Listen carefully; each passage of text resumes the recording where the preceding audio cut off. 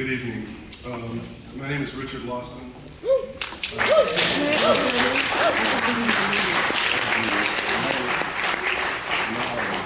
Thank you so much. It's really a pleasure to be in this room because I'm seeing so many faces that I haven't seen in years and so many faces that I have known for, in some cases, almost half a century. A century, can you imagine? That's a heck of a word, century. And anyway, I'm really thankful to be here. I'm thankful to be here because this film was originally written 50 years ago, 52 years ago now, by one of my dear friends, Richard Wesley.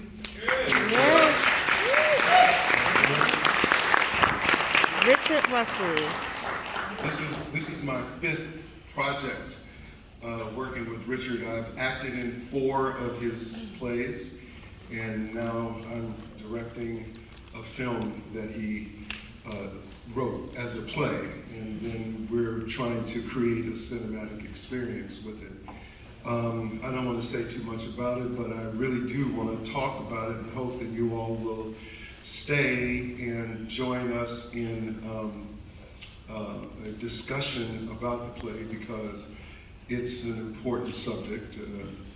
The reason why I wanted to do it as a film is because the play, even though written 50 years ago, is probably more relevant today.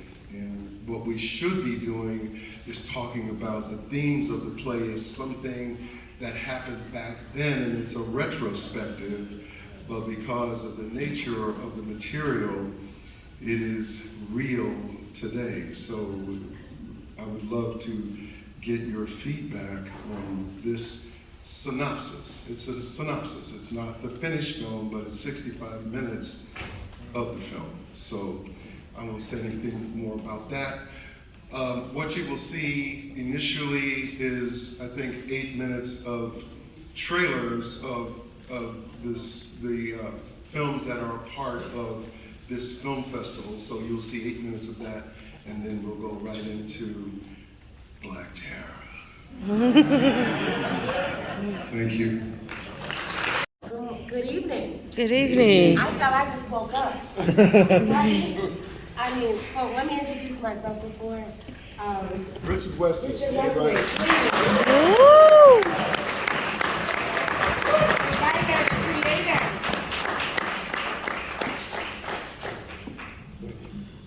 Writer, creator. I think we all just had the privilege to see art live, created and living, from a legend that we can call our own, from Richard Wesley. And we appreciate that moment. I must say thank you. So good evening. My name is Tally Young, President and CEO of Newark Symphony Hall, a partner in this amazing creation.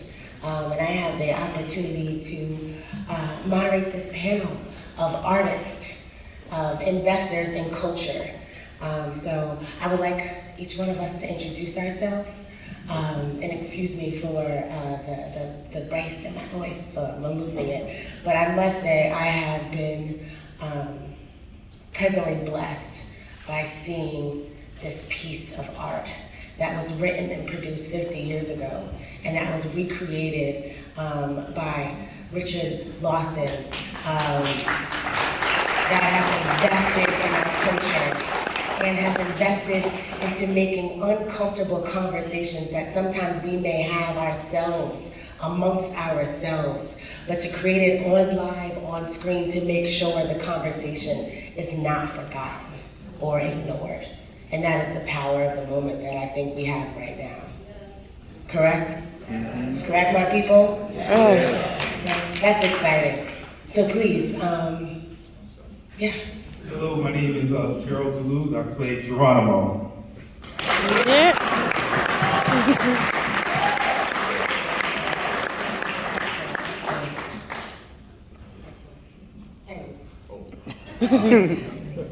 Richard Wesley, born and bred, Newark, New Jersey. Yeah. Richard Lawson, Oakland, California. All right. So 50 years ago, this piece was designed, written from a time and a period that we still feel it's so far away but so close that we're fighting today. And then you see these struggles and you see these conversations that have been recreated in this play back and forth of now, then, history recreated. How do you see that this struggle lives and breathes in the individual that you were then, meaning the individual that you are now, because we all change, meets in this story, in this dialogue? It's always an experience. I've seen this film grow, and the play transform itself into, a cinematic version. And I try to take myself back to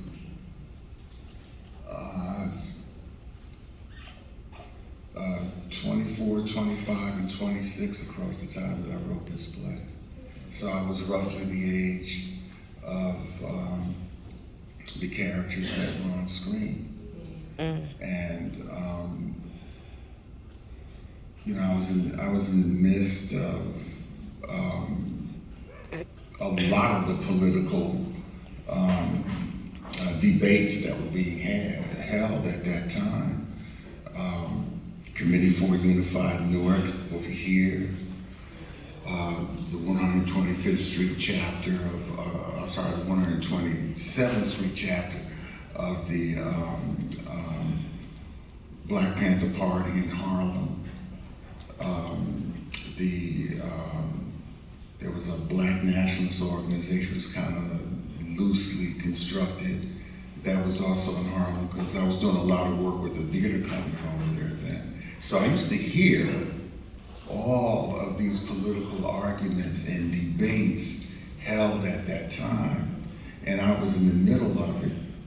And as a writer, as an artist, as a playwright who was very much involved in the Black arts movement at that time, I had adopted a position that a lot of us had, whether it was, Charlie Fuller or Sonia Sanchez or Miri. In those days, the job of a Black artist is to tell Black people who they are, where they are, and what condition they are in. And so I decided to put the revolution on stage. I said, okay, so if we're going to be engaged in armed struggle, I'm going to put the armed struggle on stage. I am going to assume that we are past the point where we are debating it. We're not debating it anymore. You want a revolution? We're going to do the revolution. And this is what the revolution is going to entail. These are the positions that people are going to take, and they're going to act on them. And if you are in a bloody revolution, as Malcolm said, revolutions are going to be bloody. I'm going to put all the blood on stage and all the positions, and everybody is going to have to sit and watch it, and then begin the process of making decisions about how we move forward. So it wasn't a question for me of the morality of revolution. It was, all right, this is the revolution. What do we think? How are we going to move forward? And let the discussion begin from there. So that was the purpose of the play, and that was what was happening when everything that was on the screen was on stage in person. And what amazed me, and continues to amaze me, is something that Richard said to me right from the beginning. He said, there's a lot that's in that play that's relevant to today. There's a lot that resonates with discussions that are still going on, and I was like, wow, man, 50 years, I'm really sure, Richard. You're right, brother. I mean, it's something to see it on screen like that, and Black Terror is still doing the job that I intended back when I was 24 years old, because sitting back there, vibing on the reactions of you all as you were watching it and hearing some of the comments that were being whispered back and forth, that's like, all right, he's still doing his job. Wow, okay. Hey, Richard, you had some talent, didn't you, brother? And I would say sitting in a room of artists and investors in art, and then we have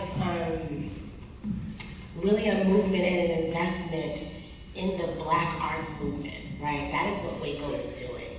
That is the power of creating and putting the funding and finding the resources to put this together. And seeing a friend, a colleague that has created this art that is timeless.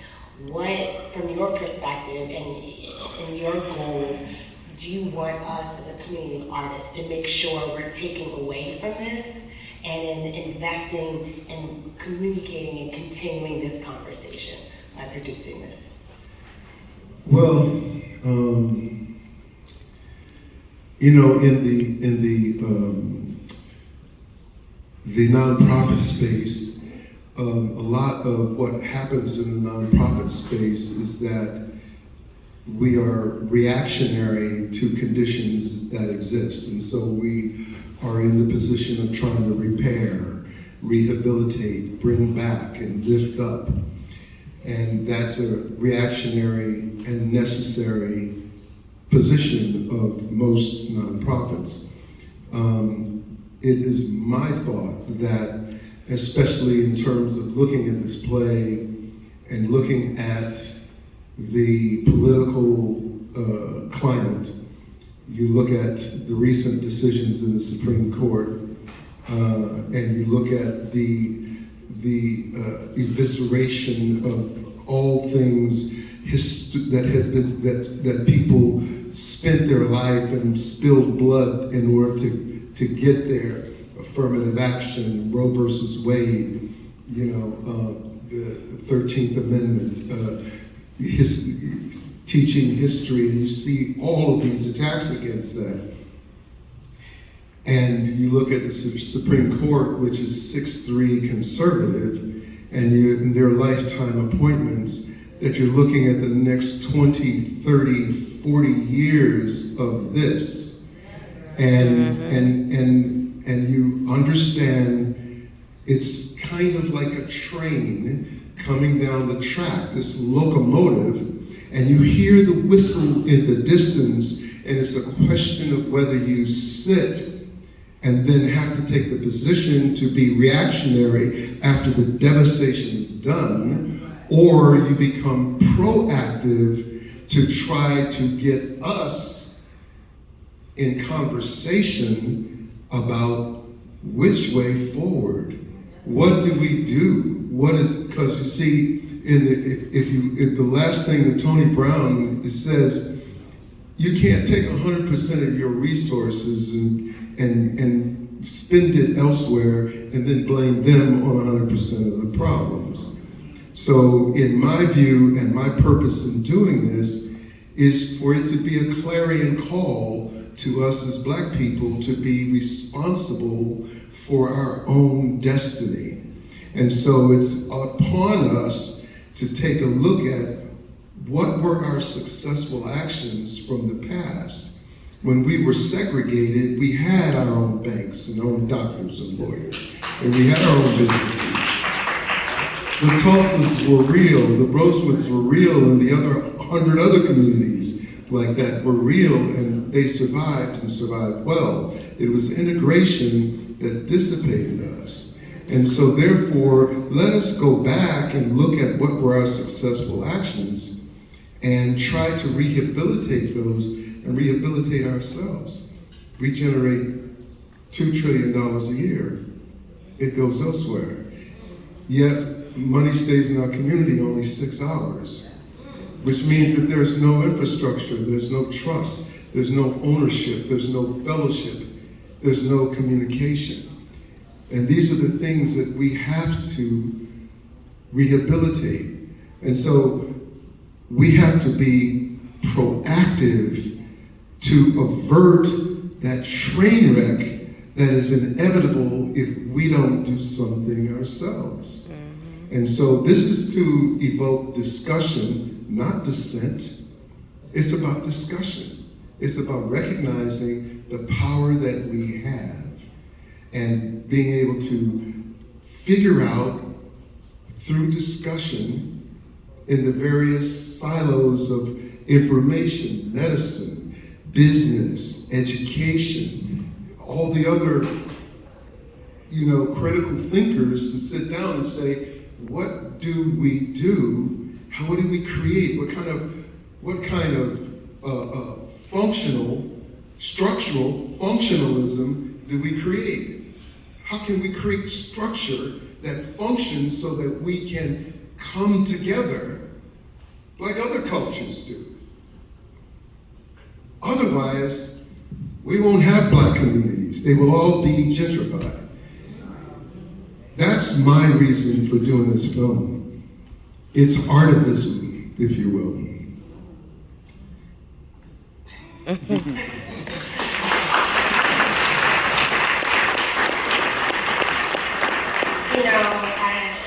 Taking a moment, and sometimes you're so into the everyday, right? And you're into exactly what obstacle, what hurdle, what objective to meet, right? And I think being on the seat and representing Newark Symphony Hall and being a part of that initiative and that discussion is important. And also this community to understand the gem of what we own. Right? We're in Newark Museum that is directed by Linda Harris, a Black, beautiful, creative woman. And then down the block, we have Newark Symphony Hall that is owned, operated, and managed by the largest Black arts institution that is invested into these conversations. That is powerful. And it's in making sure art and artists that have also curated this community stay relevant. It's powerful. And most importantly is to make sure artists are placed in the mix of mature, just noteworthy talent. So being on these scenes, being on the set, and being a part of telling this story as a young artist, where do you see that impact sitting within you and where you are continues this message? Well, this is a part of me. I'm an artist who is a product of a disenfranchised community, and I was exposed to art at an early age. So for me, the irony of this story is my big brother, who was my mentor, who introduced me to art and activism, is Jamal Joseph, who was a brother that he interviewed to start the process of writing Black Terror. So it came full circle because I embody this as an artist. My job is to evoke an emotion, to create change through art. And any piece of art that I'm involved in is about social change. So to work with the brilliant Richard Lawson, who I worked with previous, and he got me involved with this, and then to find out the brilliant Richard Wesley created this. And when I saw the words on the page, my character, is passionate. Geronimo is by any means necessary, we're gonna get it done. And I saw that in him, and I saw the dynamic nature of him, and I said, how can I take that and bring it to life? But I'm passionate. So I may not do all the things that Geronimo will do, but the passion passion that that brother had in, I'm not going to let you, whoever you are, steer me from the mission, which is bringing about change for my people. So this is a part of me, and I'm just blessed to be a part of this.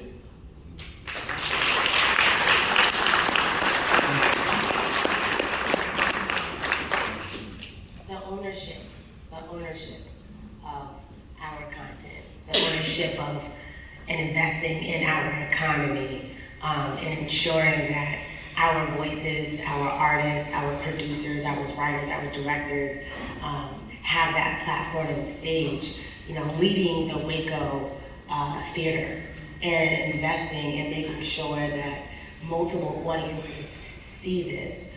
Where do you see the next steps for this film to be seen and taken into? Yeah, this process has probably been one of the most challenging one can have in terms of trying to create a film, because we as nonprofits, they invested, we invested, and we had no idea that it was going to evolve into what it was. And so we had to take money from this program and take money from that program and take money from that program in order to actually create and shoot the film. And because we can't get money from for-profit entities, it has to be out of your budget or gifted to you. So someone donates money and says, hey, I want you to do well, here's X number of dollars. And so the challenge is in terms of trying to complete the film. The film is completed, but there's all kind of details that come with film, like licensing and stuff like that. And every time the film goes to another economic level, then you gotta go back and pay everybody up. You gotta pay everything, and so it's expensive. So the ultimate goal is to complete this film with the additional monies that we raise, and then to take this film, we can take this version to every HBCU. We go to Howard in the fall and the DMV schools, and we're going to go around to HBCUs to evoke this discussion amongst the college students, because they will be the ones who will really take the action to move this forward. Those young minds who are not suffering the post-traumatic slave syndrome that a lot of us suffer, especially baby boomers and the older people. We're over it, or a lot of people over it. I'm not. I'm so pregnant with it, it's not even funny, because because I'm determined for this to be the change agent necessary for us to make a difference. We need radical remission to stop that train and the effect of it, so that we can take charge of our own destinies and our schools and everything, the educational system. Do you know that it would be a felony to show this at any HBCU in Florida? It would be a felony. And whoever brought it there can go to jail for a long time for showing this historical. It is a docudrama. And so therefore, I am, and I'll tell you, I just have to say this, the thing that impregnated me with the cause of this was I went to Africa, and I went to Ghana, and I was standing in the slave dungeon, and I just discovered that I was 30% Nigerian and 20% Ghanaian, and I realized that I was standing on my own DNA. And I understood that I had a mission, that the ancestors were speaking to me, and that it's like, it takes one man to make change. And so therefore, started, brother. And when I came back, and then the irony of being asked, to do a reading. This started as a reading, a virtual reading, and I hate them. I hate them because people are looking down in the backgrounds, have nothing to do. There's a closet with clothes coming all out of it. And you're looking at people's noses. I hate them. So we weren't going to do that, and so we were going to do a virtual film. And these two sisters from Philadelphia, who are like my little sisters, we got together. The Eli Lou Entertainment, they got together, and we created a virtual, example, which was going to be cool, but it couldn't survive 2 hours of looking at on. It wouldn't survive. So I knew I had to do it as a feature film. So that's where we are, but it's sort of like, my epiphany is that this has become my purpose. And so I'm taking it to all the HBCUs, and I want to distribute it. We showed it in Cannes. Africans loved it. The people from all over the continent loved it. They want us to bring it to England. They want us to bring it all over the place to share this film because it evokes this kind of discussion. And we were at Essence last week. They loved it there. We're talking the target audience is Black women in this country. It's not the only, but it's the sitting at the target audience. Because interestingly enough, I believe that it will be young people and women who will really evoke the actions necessary.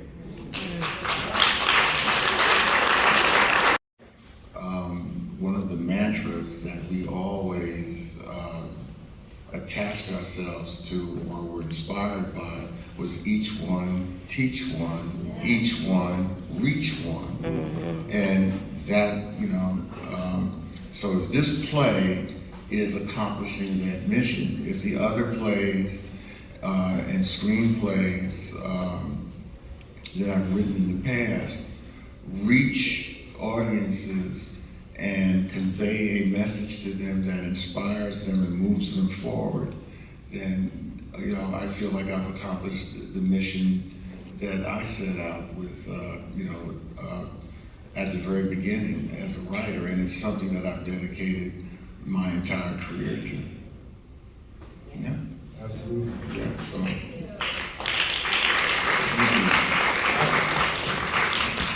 I know that we have a time consideration. I'm feeling your energy over there. There's something else that's coming in here, and but I want to say I'm interested in your viewpoint and your opinion. If you take a picture of this QR code, it will take you to blackterrafilm.com. Just take a picture of the QR code, and there's a survey on there that is asking questions. And I would love your opinion, your viewpoint, what you liked, what you didn't like, and what you thought about different things. Like one of the discussions is, why did she kill her father? Why did she shoot him twice? He had him shoot him once in the play. I shot him twice. Now, we could talk. We don't have the time, but it's a question of whether it's literal or whether it's a metaphor and figurative to something greater in terms of us ending a certain thought that has had us stuck. There's a reason why we're here 400 years in. We're 400 years in. There's a reason why it's 400. And just real quickly, and I'll end on this, is that I played Al Sharpton in a film about Sean Bell, who got shot 50 times, got killed on his wedding day. So I played Al Sharpton, who was very much at the center of that. That was pretty good. Look just like it. But aside from that, I had a conversation with Al, and he said, for a long time I was mad at God. God, how can you let Black people suffer for 400 years? Why? And he sat in that for a long time, and then he had a revelation. The Bible says, faith without works is dead. Where are the works on our part to change this. And it's time for our works to activate.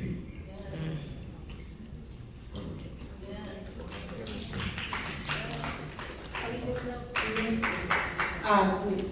Yes, I want to say thank you because this camp is such a struggle in my life right now.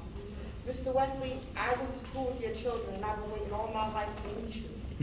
And I did grow up and become a filmmaker and writer in the city in Newark and employ youth children, but it's not about me right now. In Montclair, New Jersey, just 2 weeks ago, I was protesting with a cardboard sign that Black and brown children matter. To give you my history, I am the product of Leroy Jones, the fire went to Sterling Street. My mother was Shawishi, and she wrote and she fought and performed for our rights in the 70s. Coming out of Sterling Street with Sylvia Jones, y'all know, Mary and Amina Baraka. But in this present day in Montclair, New Jersey, not only is it gentrification, where I live at this building, my son and 3 members of Brother to Brother and the Montclair High School football team were asked to get out of the pool where I pay rent. It's not the town we grew up in. So I marched and I interrupted the 4th of July parade. If you look at that town, they're trying to push us out.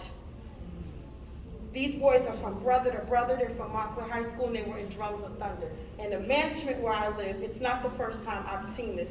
Whenever there's more than one Black boy in that swimming pool, they're asked to leave, and I've had it.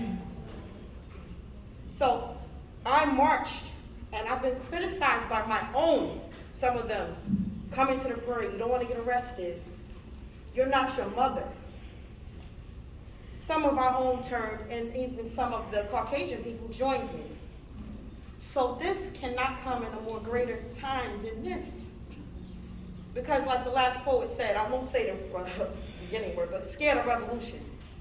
Negroes are scared of revolution, and it's going on, and we have to take action before one of them say one of our Black and brown kids did something to them, or one of us.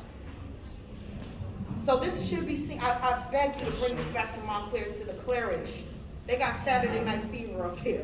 You know what I mean? This needs to come to that town because I turned it out. Okay? I disrupted, I infiltrated, I did it. But my own are not standing with me. There's a recent article now that at Montclair High School, and I posted it, you see what I'm saying? That Black children are not being put in AP advanced classes. They were known as honor. And I shared it. I said, do you still think I'm crazy? I got family members turning on me. You understand what I'm saying? So I salute you. I've waited since I was 14 to meet you. And to come here was God sent. Power to the people.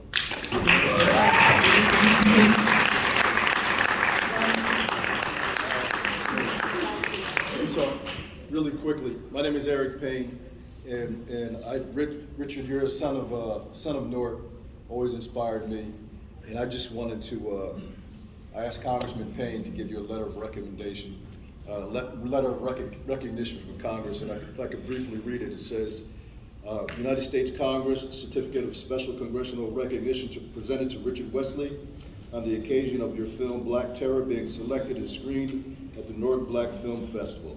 I recognize you for your continuous dedication to your craft as a playwright and screenwriter.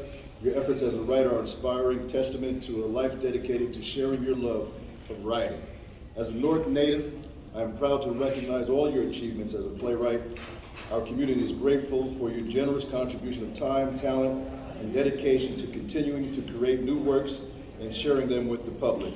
Don Payne, Jr., Congressman of Temple.